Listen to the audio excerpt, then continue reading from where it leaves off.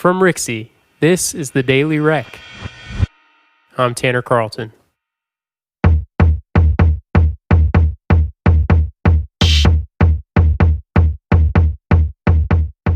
My podcast recommendation for today is the podcast DIY Musicians podcast from CD Baby. I'm going to check on that name actually because I don't think that's correct.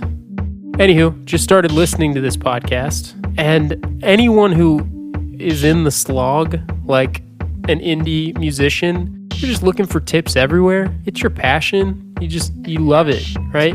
A lot of my recommendations are about this like independent music industry. Obviously, like we're trying to run a record label, right? We're trying to help people record tunes, and so I'm constantly looking for ideas. And these guys apparently are in some pretty kick-ass bands, but they have good recommendations about, you know, how to do your thing as a musician. So if you're a musician listening to this, check it out.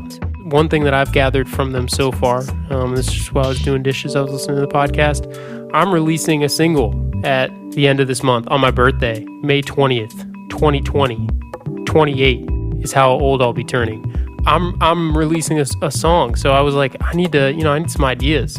They spoke about, and I think this is going to be probably underwhelming for a lot of people, but for me who lives in a really small town, local press in a small town and how much they were surprised about how it helped. So that was a really cool, just a really cool podcast that they put out recently.